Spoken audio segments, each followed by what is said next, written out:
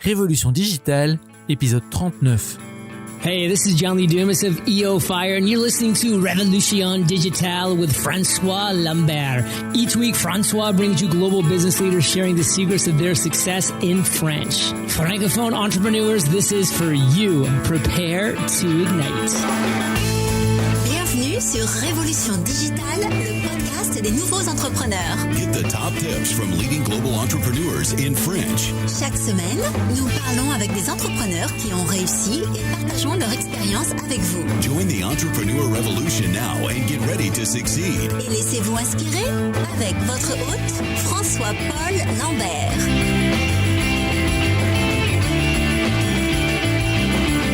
Bâtisseurs et bâtisseuses de la nouvelle économie, bien le bonjour. Ici François-Paul Lambert, bienvenue sur Révolution Digitale, le podcast des nouveaux entrepreneurs où je parle chaque semaine avec des entrepreneurs inspirants à travers le monde. Révolution Digitale est diffusée tous les mardis et les jeudis et les comptes rendus détaillés de tous les épisodes sont disponibles sur notre site web révolutiondigitale.fr. Restez avec nous et n'oubliez pas de vous inscrire gratuitement sur notre site pour rejoindre la tribu digitale et de vous abonner au podcast sur Apple Podcasts, Spotify, Google Play, Stitcher, Deezer ou sur votre service préféré. Vous pouvez aussi nous suivre sur Twitter, Instagram et Facebook. Vous trouverez tous les liens dans le compte-rendu de l'épisode sur notre site internet également. Vous êtes la tribu digitale. Alors sans plus attendre, let's get inspired.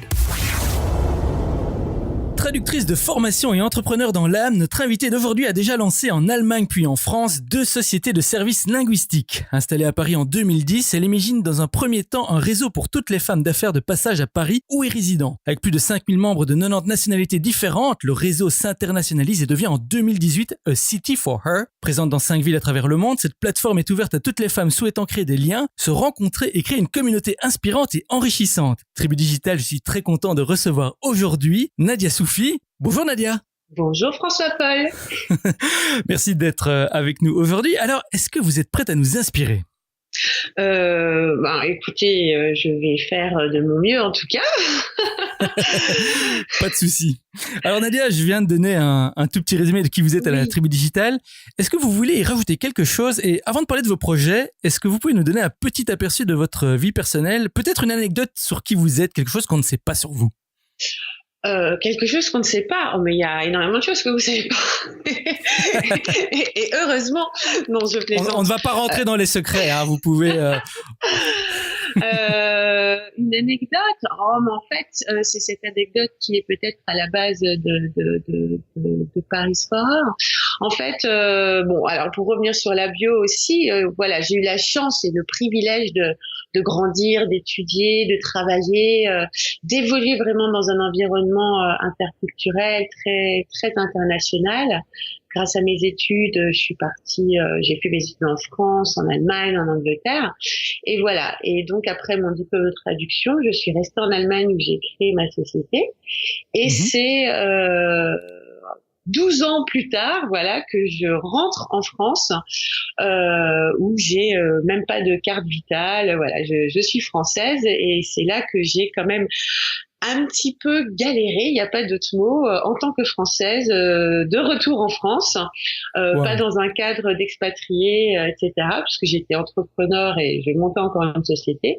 Et donc voilà, j'ai eu plein d'histoires très cocasses, qui va peut-être faire sourire certaines personnes, mais par exemple, toutes mes feuilles de soins accumulées pendant 6-7 mois, vu que j'avais pas de carte vitale, je voulais faire d'une pierre deux coups. Eh bien, la Poste les a perdus ou le RSI, et du coup, après avoir tout rassemblé gentiment, voilà, j'ai pu refaire le tour de tous les médecins et les centres médicaux que j'avais fait pour avoir des photocopies et plein de petites choses comme ça qui m'ont fait vraiment penser à toutes ces autres personnes qui débarquaient dans un nouveau pays où tout a commencé, alors que ce pays et le mien, et vu que j'ai eu des petites anecdotes comme ça, c'est pas évident de revenir après. Voilà. Est-ce que vous avez votre carte vitale maintenant ? J'ai eu ma carte vitale au bout d'1 an et 3 mois, en effet, oui. Voilà, Oui. donc c'est une histoire qui finit bien quand même, on va dire. Et alors, j'ai envie de vous demander, qu'est-ce que vous retenez de votre expérience comme ça en tant qu'expatrié? Parce que vous êtes quand même resté longtemps en dehors de la France. Qu'est-ce que vous retenez le plus de cette expérience? Que on a vraiment toujours besoin des autres, d'avoir un bel environnement. Si c'est pas familial, ce sont les amis ou le réseau professionnel ou social qu'on va se recréer. On a vraiment besoin des autres. Que tout seul, c'est vraiment difficile, qu'on soit ici ou ailleurs. Qu'on rentre dans son pays que l'on pense connaître et on pense retrouver sa maison, et en fait non, il y a quand même plein de choses à rebâtir. Et là en plus j'arrivais à Paris qui était ni ma ville natale ni la ville dans laquelle j'ai fait mes études, donc il y avait vraiment tout à mettre en place au niveau social également. Ouais. Eh ben justement, alors à propos de besoin des autres, et on va parler un peu de réseautage, on va parler de votre projet du moment, A City for Her. Alors, est-ce que vous pouvez nous expliquer un peu de quoi il s'agit, nous en dire un peu plus, et peut-être nous dire aussi comment vous générez vos revenus et pourquoi vous avez choisi ce projet, ce business model? Alors là, ça va aussi, c'est vrai, très très loin. Alors, je vais essayer d'être concise. Alors en fait, déjà, le projet, comme vous l'aurez compris, il résulte vraiment de mon expérience personnelle et professionnelle. Donc, arriver à Paris, qui est ni la ville dans laquelle j'ai fait mes études, ni ma ville natale, j'ai un projet entrepreneurial. Je crée une seconde structure à l'image de celle que j'avais déjà en Allemagne, à Heidelberg. Donc, je devais vraiment trouver le bureau, tout monter, trouver les traducteurs, les former, vraiment tout refaire de A à Z. Et parallèlement à ça, me reconstituer une nouvelle clientèle, chercher de nouveaux clients, vraiment poser les bases de mon nouveau business à Paris. Donc, j'ai fait pas mal de soirées networking professionnelles, et j'avoue qu'en 2010, c'était pas aussi peut-être bien que maintenant. Je pense qu'il y a eu une grosse évolution au niveau de la qualité des événements et des rencontres professionnelles organisées. Donc voilà, j'ai été un petit peu déçue de ce côté-là. Et puis la partie sociale qui me manquait énormément. Comme je vous disais, je pense qu'on a vraiment besoin des autres pour se sentir bien dans sa ville et dans sa vie. Donc typiquement, moi je sortais de mon bureau, j'avais personne avec qui aller partager une planche, un verre, un apéro, tout simplement à Paris sur une terrasse. Les terrasses étaient pleines et moi je rentrais chez moi, ou alors je travaillais encore plus longtemps, voilà. Et parallèlement à ça, interprète de liaison, j'accompagne une clientèle d'affaires germanophone, femmes et hommes en déplacement d'affaires. Je les accompagne en rendez-vous. Les hommes auront aucun souci à sortir le soir et à profiter de Paris. Vous raconteront le lendemain, oh là là, j'étais à Pigalle, c'était chouette, j'ai fait ci, j'ai fait ça, voilà, j'en ai profité. Et les femmes, elles vont plutôt rester dans leur chambre d'hôtel et manger devant leur ordinateur et travailler, alors que elles rêvent de Paris, mais elles y sont et elles n'en profitent pas. Il suffisait que je les emmène prendre un café ou juste prendre un verre le soir, et là voilà, elle repartait avec des étoiles dans les yeux. Le déplacement d'affaires, c'était vraiment devenu autre chose. Et je me suis dit, il y a vraiment quelque chose à faire, c'est pas croyable, nous sommes si nombreuses, on est là à Paris, c'est magnifique, on veut en profiter tout autant qu'on est. Et voilà, et c'est là que je me suis dit, tu vas essayer. J'ai commencé à faire des rencontres tout à fait informelles autour de thèmes un peu drôles. Mes premiers jours à Paris, où on vient justement raconter ces anecdotes, souvent des histoires très drôles. Voilà, on dédramatise un petit peu. Donc voilà, rencontre informelle, et petit à petit, j'avais de plus en plus de femmes professionnelles qui avaient des projets, qui arrivaient à Paris et qui avaient besoin de se rebâtir, reconstruire une nouvelle clientèle, tout reprendre depuis le début. Et c'est là qu'on a commencé à lancer aussi des ateliers. Donc mes ateliers, ce sont des femmes, ce sont des Mexicaines, des Américaines, des Australiennes qui font des ateliers pour d'autres femmes issues également du monde entier. Donc voilà, on a vraiment les deux, joindre l'utile à l'agréable. Et c'est de là aussi qu'est né le business model. Donc ce sont les professionnels qui viennent proposer leurs ateliers, leur expertise, mais on a aussi des femmes qui sont des expatriées, qui travaillent dans de grandes sociétés, qui ont une passion qu'elles aiment partager et qui viennent aussi proposer des activités plus ludiques pour les autres et pour passer un bon moment. Voilà. Et alors, comment est-ce qu'on devient membre de A City for Her? Vous êtes 5000, vous avez un site internet. Est-ce que tout le monde peut s'inscrire ou comment ça fonctionne? Toutes les femmes peuvent s'inscrire. Oui, bien sûr, bien sûr. C'est A City for Her, pas for him. Voilà. Donc, lorsqu'on est une femme et qu'on a envie de rencontrer d'autres femmes, d'avancer personnellement, professionnellement, de découvrir la ville, de participer à des activités, eh bien voilà, on s'inscrit, on peut s'inscrire gratuitement. On fonctionne sur un business model qui est le freemium en fait. Donc on a beaucoup de membres free, de membres gratuits, qui sont beaucoup des utilisatrices qui viennent participer aux activités proposées par les professionnels, qui sont elles très souvent les membres premium, donc qui proposent des activités, des ateliers pour gagner en visibilité, se faire connaître, se bâtir une vraie réputation et grandir. Voilà. Super, j'adore cette réponse. Et allez, je suis obligé de vous demander pour notre audience féminine de la tribu digitale, est-ce que vous pouvez nous donner un petit conseil networking, un petit truc facile à appliquer rapidement comme ça? Alors, je sais pas si c'est un petit conseil. Je dirais juste que en fait le plus difficile c'est d'y aller.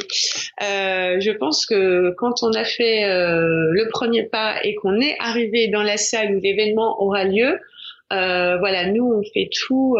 Je dis nous parce que je suis entourée de superbes personnes, des ambassadrices ou des personnes qui viennent depuis très longtemps et qui mettront tout de suite à l'aise les personnes qui viennent pour la première fois, parce que très souvent, voilà, une personne qui vient pour la première fois, elle arrive, elle est assez timide, réservée et elle nous demande concrètement maintenant qu'est-ce qu'il faut faire. Alors je lui réponds tout naturellement, eh bien écoute, tu enlèves ton manteau, tu rentres, tu te détends, tout va bien se passer. Je lui donne je lui propose un verre, on commence à échanger, voilà, small talk, et après c'est parti. Je crois que le plus difficile à faire, c'est finalement s'inscrire et venir. Mais une fois qu'on y est, après tout se passe très naturellement. On met vraiment tout en œuvre pour que tout le monde se sente très bien, même celles qui pensent qu'elles n'ont rien à raconter, elles n'ont rien à proposer, voilà, elles ne savaient pas trop, et puis on les retrouve, elles reviennent régulièrement parce que voilà, elles ont compris que il n'y a pas non plus d'attente, on n'est pas forcé de faire des choses, on est vraiment là pour rencontrer, pour se sentir bien, pour être inspiré. Et voilà, tout doit se passer très naturellement. Femme de la tribu digitale, vous n'avez aucune excuse, vous vous sentirez à l'aise dans A City for Her. Alors gardons ça à l'esprit. Nous allons maintenant explorer le parcours entrepreneurial de Nadia, son aventure en tant qu'entrepreneur, le voyage qui l'a amenée là où elle est aujourd'hui. Alors Nadia, commençons par cette question que nous appelons l'appel à l'aventure. Alors, quand est-ce que vous avez su au fond de vous que vous vouliez devenir entrepreneur, que vous vouliez lancer ce projet à votre propre compte? Et si vous ne vous êtes pas lancé tout de suite, qu'est-ce qui vous a retenu? Alors c'est très intéressant parce qu'en fait, en fin de compte, quand j'y repense, j'ai jamais été vraiment retenue quelque part. En fait, en Allemagne, il était beaucoup plus simple de se lancer. Je me suis lancée en 2001, juste après mes études. Je me suis mise à mon compte et en 2004, j'ai fondé ma société. Quand je dis qu'en Allemagne, c'était beaucoup plus simple, par exemple, on n'a pas besoin d'un CDI en Allemagne pour accéder au logement, ce qui n'était pas forcément le cas. En France, voilà, si on n'a pas de CDI ici, ça n'a pas beaucoup changé, même si j'ai l'impression que c'est en train de changer un petit peu. Donc voilà, le système est tout simplement différent. Pas d'URSSAF, pas de RSI. Donc voilà, j'ai pas été trop retenue. Voilà, j'avais déjà une idée dans le domaine des services linguistiques que j'avais déjà bien développé et fait mûrir pendant que je faisais mes études. Je travaillais souvent dans l'événementiel pendant mes études et du coup, en fait, je me suis lancée un an après mon diplôme. Voilà, donc traduction, interprétation et événementiel. Et je me suis associée en 2005 et cette association a duré 10 ans. Puis voilà, je suis arrivée à Paris avec toutes les difficultés que j'ai rencontrées, les expériences que j'ai faites. C'est là que l'idée de Paris Forer a rapidement germé. Et je me suis séparée aussi de mon associé en Allemagne, donc au bout de 10 ans. Et très rapidement après cette séparation, en fait, j'avais déjà mon idée en tête et j'ai lancé les premières rencontres à Paris, et bien pour tester, pour voir. Pour rencontrer, échanger, pour avoir des retours et construire encore mieux mon projet, bâtir l'idée, construire mon site, puis le business model qui va encore certainement évoluer dans les mois à venir. Dans l'entrepreneuriat, rien n'est figé, rien n'est pour toujours. Il faut sans cesse se réinventer, tester de nouvelles pistes et puis être au fait. Voilà. Oui. Et alors justement, dans ce parcours que vous avez effectué, avant avec vos entreprises linguistiques et puis maintenant avec City4Her, est-ce que vous pouvez peut-être ici alors nous parler un peu des moments difficiles, et ce que j'aimerais bien que vous fassiez, c'est que vous nous emmeniez dans votre pire moment en tant qu'entrepreneur. Est-ce que vous pouvez nous emmener dans ce moment-là et nous le raconter? Alors, le pire des pires moments, puisqu'en fait... la vie d'entrepreneur, c'est un peu les montagnes russes, hein. C'est voilà. Donc en fait, oui, des difficultés, il y en a eu et il y en aura toujours. Il y en a, voilà. Donc ça, il faut le savoir, mais je pense que beaucoup de personnes le savent maintenant. Elles sont différentes aujourd'hui, ou plutôt, je dirais que je vois peut-être les choses un peu différemment. Voilà, on voit pas les choses de la même manière. Donc, ce que j'aurais considéré comme une grosse difficulté il y a 3 ans, par exemple, eh bien aujourd'hui n'est plus une difficulté. Et puis et inversement. Voilà, tout évolue tout le temps, surtout dans les projets d'une telle envergure comme City4Her.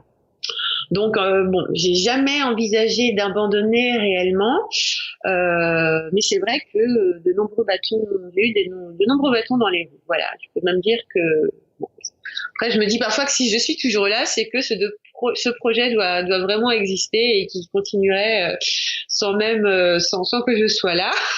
Ouais. Donc la preuve par 3 en 2016, donc tout juste un an après le lancement du premier site internet qui était Paris4Her, la personne associée à mon projet pour la partie stratégie et finance me quitte pour son meilleur ami, voilà, qui avait lancé une autre start-up qui décollait du feu de Dieu.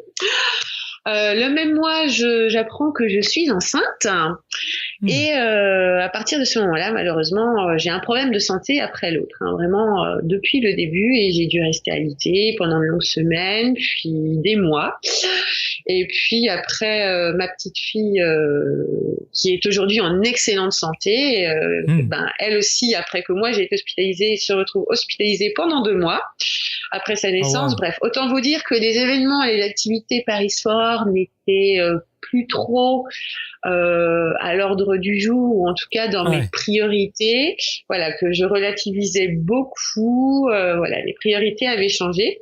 Et c'est vrai qu'il y a un moment où je me suis dit, bon, maintenant il va falloir faire des choix et je vais peut-être devoir laisser partir ce projet, ou en tout cas le mettre en stand-by. Voilà, là c'est...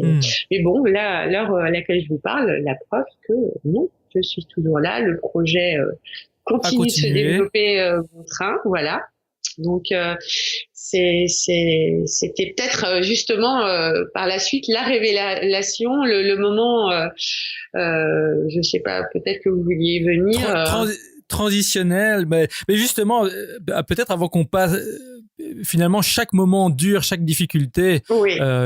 pour un entrepreneur, s'accompagne souvent d'une solution et on va y venir. Et ce que j'aimerais bien peut-être ici de vous demander, c'est comment est-ce que vous gérez les coups durs peut-être au quotidien dans votre entreprise? Est-ce que vous avez des techniques? Est-ce que vous avez une approche particulière? Alors je reste très liée à l'humain, hein. Je pense que c'est pour ça qu'on me retrouve au cœur de ce projet. Je n'ai pas développé de technique spécifique, mais là encore, je fais vraiment appel aux autres, à mon entourage quand on a des gros coups de mou, des gros coups de blues. Voilà, il y a l'entourage proche, la famille, les amis. Là où j'ai eu beaucoup de chance dans tout ce qui m'est arrivé, ce que je viens de vous raconter, c'est en fait la prise en main par la communauté et par les membres. Ça a été une véritable révélation pour moi. Ce projet était voué à réussir, du fait que malgré mon absence et le fait que j'ai un peu disparu de la circulation, aucun atelier, aucun événement n'a été annulé, parce que tout de suite, les femmes qui faisaient partie de la communauté, des femmes géniales, elles m'ont dit, mais Nadia, mais tu restes là où tu es, ne t'inquiète pas, on s'occupe de tout.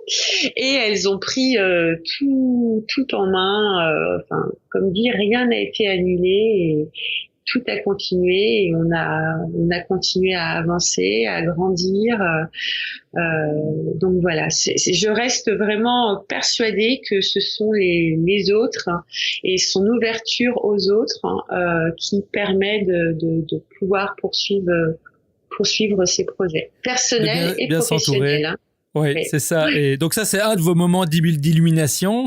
Et est-ce qu'il y en a peut-être un autre? Est-ce qu'il y a eu un moment aussi, à l'inverse des moments un peu difficiles, est-ce qu'il y a peut-être eu aussi un autre moment, peut-être vous avez eu une idée géniale, quelque chose qui a fait bouger les choses en votre faveur dans un sens positif, pour votre entreprise? Oui, tout à fait. C'est en observant justement toutes ces femmes très dynamiques, très pro, et qui avaient vraiment envie de faire des choses elles-mêmes. Au début, le site internet Paris Fora, j'étais en fait la seule à organiser les événements. Et là, la transformation vers A City Fora, c'est justement les femmes qui font partie du réseau, qui deviennent premium, ce sont elles qui vont organiser leurs propres événements. Je leur propose un outil où elles vont pouvoir, sans passer par moi, elles vont venir proposer leur événement, créer leurs ateliers, et elles vont déjà pouvoir bénéficier d'une belle visibilité auprès de la communauté. Donc ça, en fait, ces difficultés et le fait que beaucoup de femmes interviennent et agissent, m'a fait, pas dire pivoter, mais aller naturellement vers ce nouvel outil qui leur permet d'être autonomes, et du coup on peut créer encore plus de valeur parce qu'on peut créer encore plus d'ateliers, et voilà, c'est vraiment bénéfique pour toutes. Alors Nadia, si vous pouviez résumer ou les leçons clés que vous avez retirées de votre expérience en tant qu'entrepreneur, quelles seraient-elles? Je veux dire, en quelques mots, que pensez-vous que la tribu digitale doit retenir comme leçon de votre expérience? Et croire en soi, croire vraiment en son projet. Je répète encore vraiment, mais j'ai l'impression de me répéter du coup. C'est vraiment savoir s'entourer de bonnes énergies, d'énergie positive, et peut-être faire le tri aussi justement dans son entourage, parce que malheureusement certaines personnes sont un petit peu négatives, voient plus le verre à moitié vide qu'à moitié plein, vont peut-être un petit peu vous tirer vers le bas. On le voit pas tout de suite, mais bon, voilà, il y a peut-être ça à faire comme travail, et puis naturellement, voilà, apprendre à s'entourer de bonnes énergies, de bonnes ondes, et puis à se concentrer sur son objectif premier. Voilà, vraiment avoir un objectif premier, lever le nez, le regarder tout droit devant soi, et peut-être aussi éviter de trop se faire happé par des idées connexes ou des concepts qui peuvent ressembler, mais voilà, pas trop dévier de son idée première qui est souvent la meilleure en fait. Voilà, et on ne le dira jamais assez, Tribu Digital, entourez-vous bien, faites le tri autour de vous, mais aussi surtout, croyez en vous, croyez dans votre objectif, ne vous perdez pas en cours de route. Alors, Nadia, nous sommes maintenant arrivés à la partie des questions flash. Alors ici, je vous pose une série de questions en rafale et vous me répondez en allant à l'essentiel. Alors, est-ce que vous êtes prête ? Oui, disons oui. Vous êtes obligé. Hein. Alors, quelle est votre définition du succès ? Alors, une définition du succès, alors je pense qu'il est personnel, le succès. C'est être en accord, vraiment en ligne avec soi-même, avec ses valeurs, ce qui implique bien sûr de se connaître, hein, d'avoir développé une certaine conscience de soi et être aussi capable de dire non pour se concentrer sur ce qui vaut vraiment la peine pour soi, pour ceux qu'on aime. Donc ce degré de conscience, cette maturité, elle résulte de nos expériences, hein, de ce que l'on fait. C'est un vrai travail sur soi aussi. Ça prend du temps, mais ça en vaut vraiment la peine. Voilà, pour moi c'est ça le succès. C'est un succès personnel. À quoi ressemble votre journée type ? Est-ce que vous avez peut-être une routine quotidienne qui vous aide ? Qui m'aide, non. J'avoue que le rythme de maman entrepreneur, en termes de routine, on pourra repasser. Déjà qu'en tant qu'entrepreneur, il faut s'habituer à environ 70% d'imprévus dans la journée. Mais j'avoue que ce que je continuerai à faire, c'est de prendre le temps, un temps de une demi-heure à 1 heure avec mon enfant le matin. Elle est levée très tôt, du coup aucun souci, j'ai le temps d'avoir du temps avec elle. Donc voilà, c'est quelque chose qui me donne énormément d'énergie, de force, de courage. Quand je la regarde, vraiment, je me dis ah là là, c'est fantastique et ça me donne vraiment beaucoup de force. Voilà, c'est quelque chose sur lequel je ne tirerai pas de trait. C'est trop puissant. Si vous deviez recommander un livre pratique, quel serait-il et pourquoi ? Alors un livre pratique, c'est une amie, une super coach qui nous l'a conseillé dernièrement. J'ai pas terminé de le lire, hein, mais ça commence tellement bien que je vais déjà le recommander. Ça s'appelle The One Thing. C'est vraiment un livre qui vous permet d'être focus, comme on l'entend si bien, hein, de se concentrer pour être vraiment efficace et atteindre de bons résultats, de meilleurs résultats. Voilà. Ouais, c'est un très bon livre et on mettra toutes les références sur le site internet. Super. Alors, quels outils ou applications productivité ou autres, technologiques ou pas, utilisez-vous régulièrement ? Régulièrement. Alors en fait, je me suis téléchargé une appli qui s'appelle Space et qui permet un petit peu de regarder où j'en suis par rapport à ma consommation digitale. C'est plutôt un petit peu pour entre guillemets me calmer sur l'utilisation de mon portable, etc., pour me rendre compte du temps que je passe à dégainer mon portable, à répondre à des mails, voilà. Donc c'est un petit peu pour redescendre en termes de consommation digitale. Voilà, c'est un peu l'inverse. Et je pense que beaucoup de personnes commencent à télécharger ces applis mobiles c'est pas mal, à laquelle je vous parle. Voilà, je crois et ça s'appelle Space. Space, donc ça c'est pour Android, parce que je crois qu'il y a une application qui s'appelle Moment, mais elle est disponible uniquement sur iPhone. Je crois que c'est un petit peu la même chose. Ok, c'est bien noté. Alors, qu'est-ce qui vous inspire ou vous passionne en ce moment ? Quels sont les domaines qui vous paraissent prometteurs ? Alors, en fait, il y a beaucoup de choses, mais en fait, le domaine dans lequel j'évolue moi-même, les femmes et la place qu'elles sont en train de se faire elles-mêmes, je pense que l'avenir va largement en profiter. Voilà, je pense que là, on est en train de passer à quelque chose de beau. En France, il se passe beaucoup de choses. En Europe également.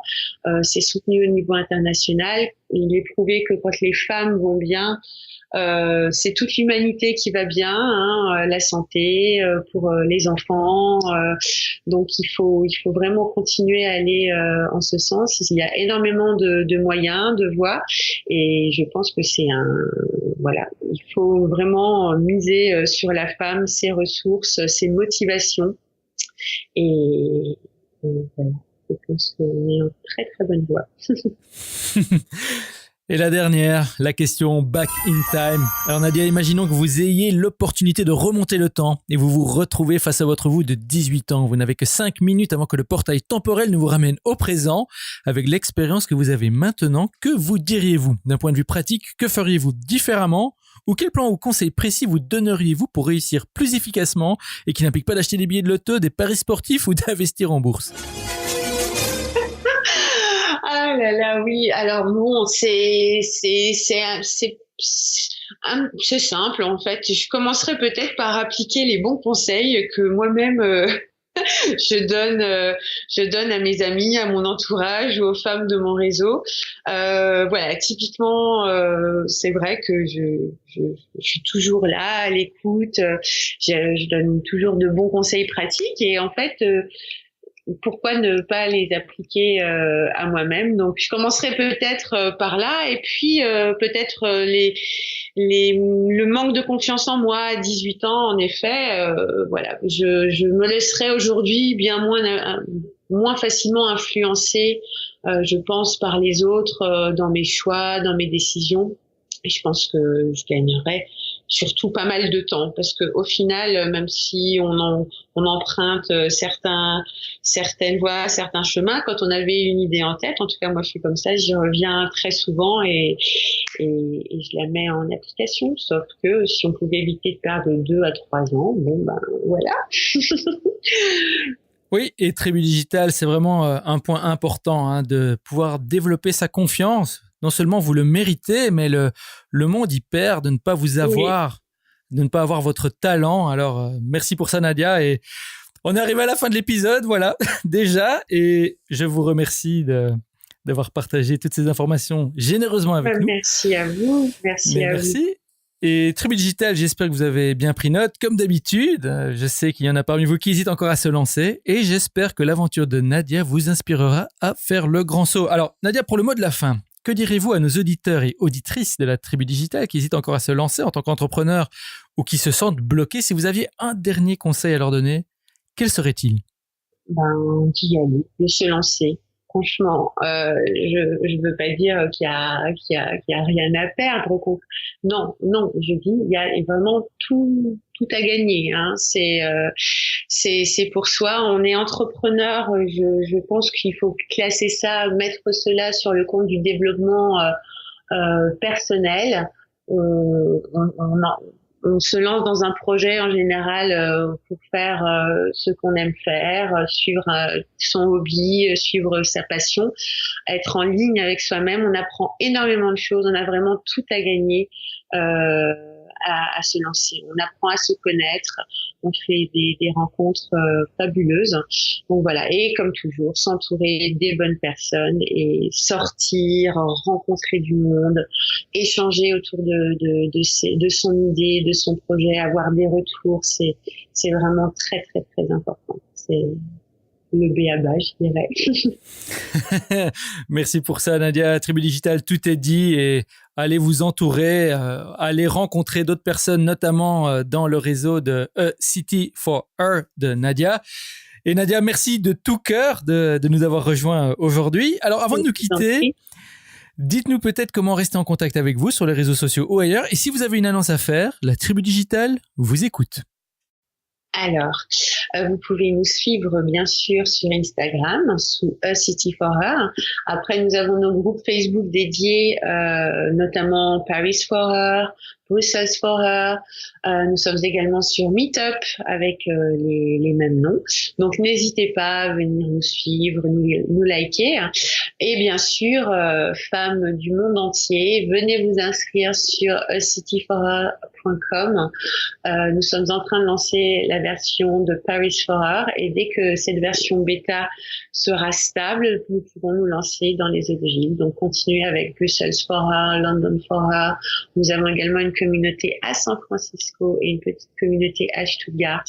Donc voilà, n'hésitez pas à venir vous inscrire, à venir vous enrichir des autres et contribuer à nous enrichir et rendre notre monde beau et encore meilleur.